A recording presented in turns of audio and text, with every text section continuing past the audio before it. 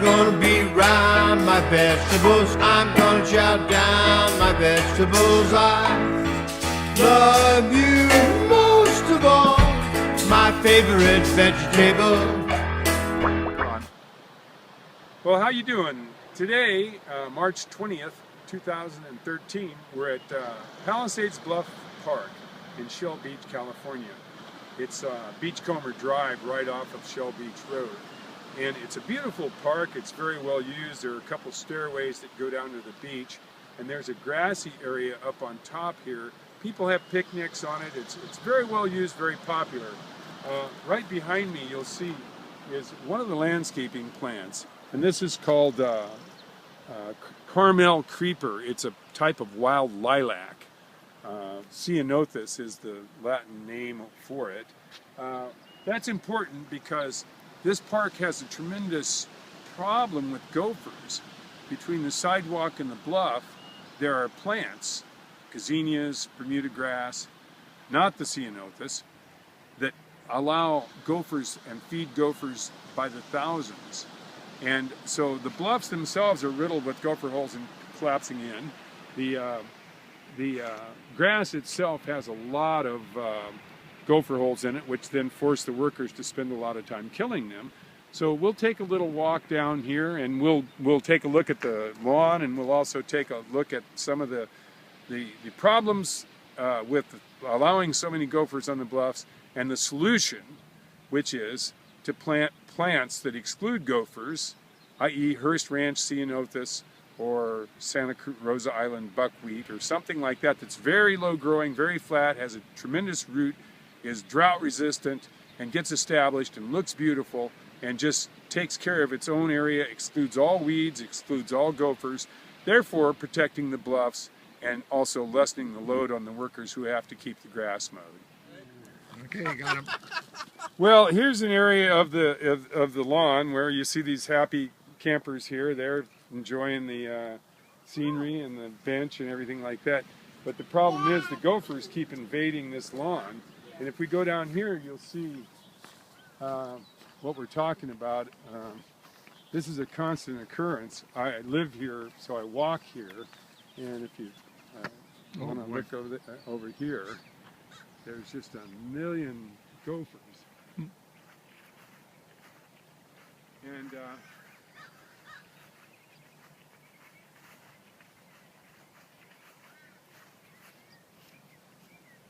but there is a solution.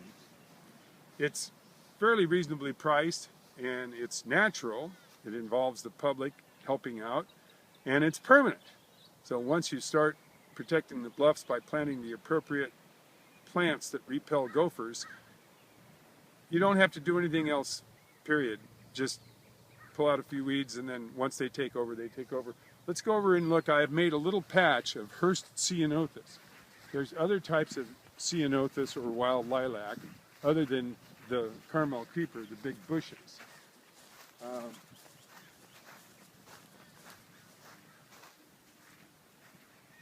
Right here are some young wild lilac plants that are getting started.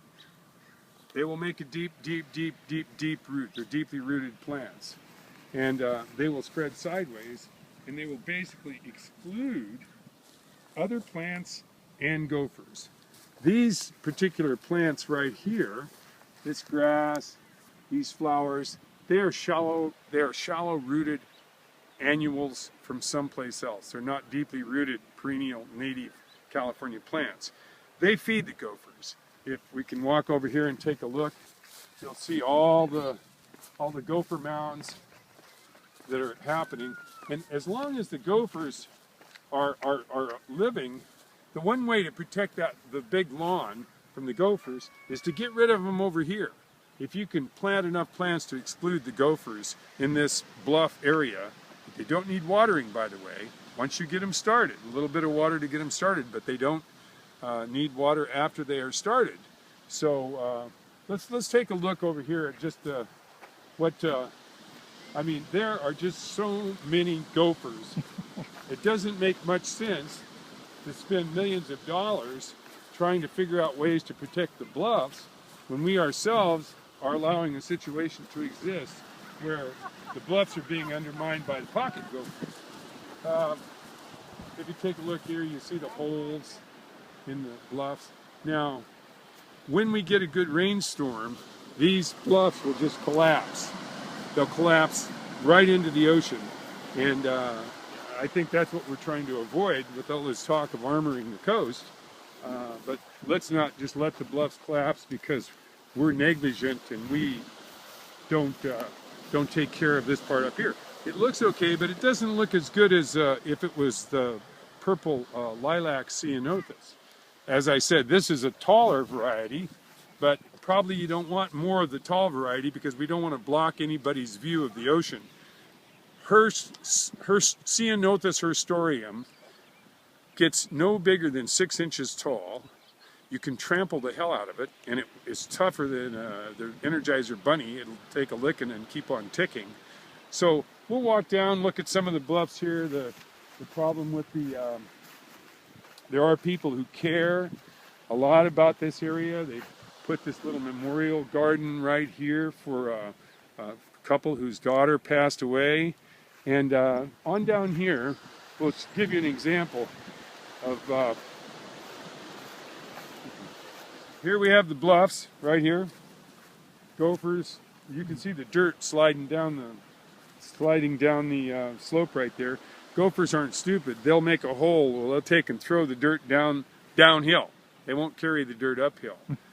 Now here's a big patch of this Carmel creeper ceanothus, and if you look in here, there's no gopher holes. Come on in, camera person. See, there's just absolutely no gopher holes whatsoever. None. It's as quiet as a mouse in here, and yet you go outside this area where the roots of the wild lilac are, and you just have gophers you would not believe. Now, we'll take you and show you a place where there's some Hearst ceanothus growing in my front yard a few blocks from here, and how well it grows. Can we plan around and look at this beautiful view here? The surfers are down there having a little fun in the small surf, and this is the reason we live here, because this is one of the most beautiful places on planet Earth. And so it's good that we take care of it, and we can't afford to spend tax money, throw it away on things that don't work. So here we are back by Beachcomber Drive, and you can see just in this person's beautiful landscaping here, they did a landscaping that's very low, and it obviously has drought resistant. Whether they're native, I don't know. This does look like a native bunch grass, but you can have a very beautiful landscape that excludes gophers. It isn't like, you know, if you plant a bunch of shallow-rooted annual flowers, you'll have gophers. But if you plant deeply rooted perennial plants like this, you can keep the gophers out and have a beautiful trouble-free landscape. So therefore the bluffs won't fall in any more than they already are. And now we're going to go to my house and look at some of this wild lilac that's growing on the ground and see how it looks. Well, here we are at my house on Brisa Court, and this is the Hearst ceanothus right here. It just makes a real low, flat, beautiful ground cover. It gets these there's something about lilac, you know, the reason they use it in soaps and perfumes and stuff. And I'm told that you can actually take these blossoms and rub them up with water and shampoo your hair, and it'll make soap that smells just like lavender. So it's a good plant. It's a beautiful plant. These spikes that are sticking up because it's spring and they're growing, they'll lay down. This whole thing never gets any bigger than about 6 or 8 inches.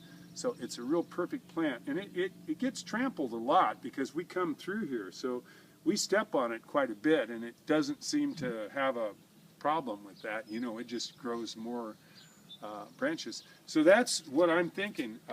California Native Sons over on Campo Road in Arroyo Grande. It's in the phone book under Native Sons. They have this plant for pretty cheap. And David Frost, Professor David Frost, who's the owner, would be a good consultant for the city of Pismo Beach because he knows chapter and verse about the plants that could grow here, not just the natives, but also any Mediterranean climate plants that you might want to put in. And you have to be careful. You have to get people who know what they're doing because plants sometimes have odd consequences. right in here where we have this ceanothus, I had a South African firecracker plant, which I thought was going to be good, but it turned out to be very spreading so fast and just eating up everything, I had to pull the darn thing out. So maybe stick to local natives if you can, or at least make sure if you're planting something that it's not going to feed the gophers and then drive you wild and cause your bluffs to fall in and make you kill gophers for the now on. Okay, that's my advice. Get some California native bluff top plants, starting with Hirst ceanothus, and put them along the bluff there so the bluff stops collapsing due to the gophers, and then also so the gophers are not invading the lawn and causing all this extra work for the city workers. Just another example. It's not a native plant. It's from Italy. It's called lantana, and it's gopher-proof too. And as you can see, it comes in every color of the rainbow, and it just does a great job of. It excludes weeds. It excludes gophers. It establishes itself, and it's really pretty. It smells good, and like along with Hirst ceanothus, these are the kind of plants that you can put in that will be permanent. It's a permaculture as opposed to some exotic temporary thing that causes a lot of rodent problems and undermines the bluffs. Love you like a fresh vegetable. So tell me if you love Tony Rebel.